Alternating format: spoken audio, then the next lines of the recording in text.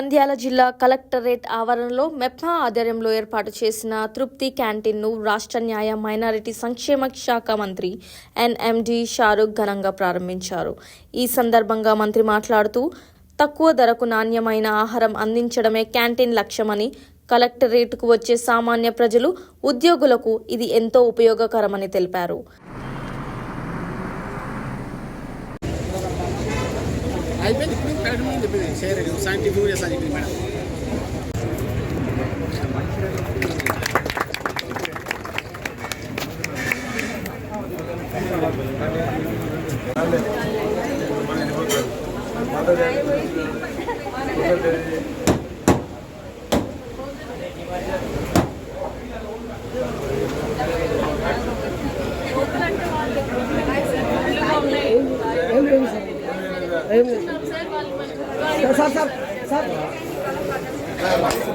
మంచి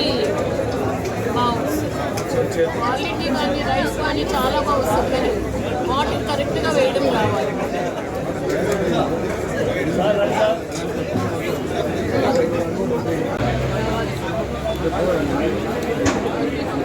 గౌరవ ముఖ్యమంత్రి గారి ఆలోచన మేర రూరల్ అండ్ అర్బన్లో ఉండే సెల్ఫ్ హెల్ప్ గ్రూప్స్కి లైవ్లీహుడ్స్ బాగా ప్రమోట్ చేయాలి, వాళ్ళని లక్షాధికారులుగా తయారు చేయాలి, అలాగే వాళ్ళ జీవన ప్రమాణాలు ఉన్నతంగా ఉండాలి అన్న ఆలోచన మేర అనేక కార్యక్రమాలు చేపడుతూ ఉన్నారు.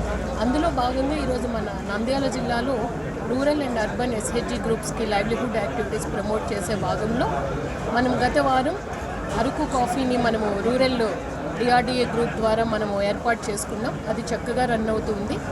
ఈ వారం మనం ఈ రోజున మెప్మా ద్వారా తృప్తి క్యాంటీన్ ఇక్కడ ఏర్పాటు చేశాము.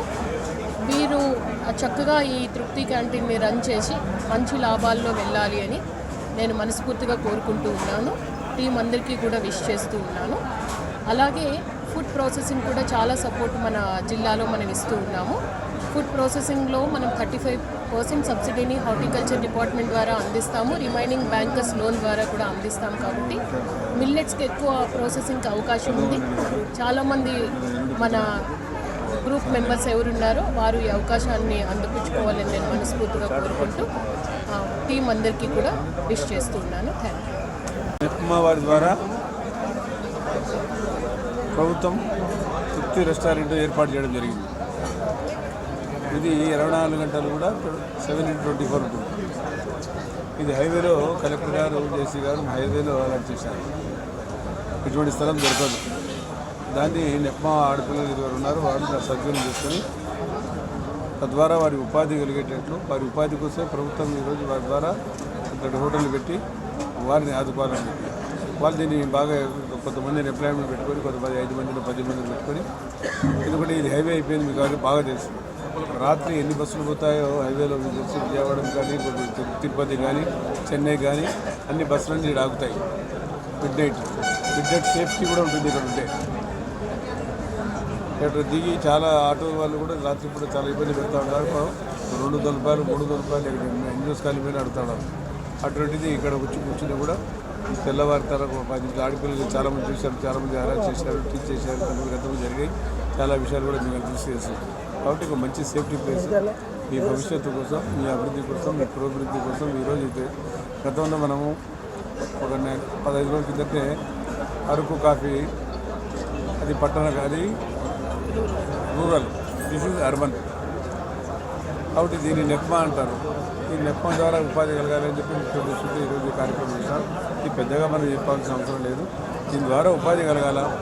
ఎవరైతే మహిళలు ఎక్కువ మంది ఉన్నారు కాబట్టి పులిపలిసిన మహిళలకు నెప్మా ద్వారా వారి క్యాంటీన్లు పెట్టుకొని దీని ద్వారా డెవలప్ కావాలి. వాళ్ళ ఫ్యామిలీ కానీ వాళ్ళతో పాటు ఇక్కడ పనిచేయడానికి కూడా కనీసం 5-6 మందికి, 8 మందికి, 10 మందికి ఉపాధి వెళ్తాయి 7/24 అంటే.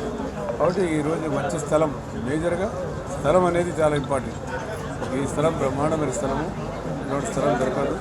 ఈ స్థలంలో పెట్టేందుకు ముఖ్యంగా కలెక్టర్ గారికి, జేసీ గారికి, ఆర్డీఓ గారికి, వారి బృందం ఎవరైతే కలెక్టర్ గారి బృందం ఉందో వారికి అందరికీ నేను ప్రత్యేకంగా ధన్యవాదాలు ఇస్తాను.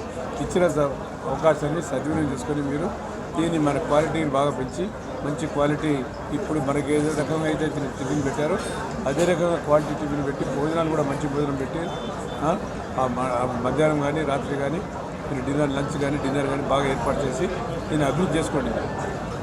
లైక్ చేయండి, షేర్ చేయండి, సబ్స్క్రైబ్ చేయండి. మరిన్ని వీడియోల కోసం బెల్ సింబల్ పై క్లిక్ చేయండి.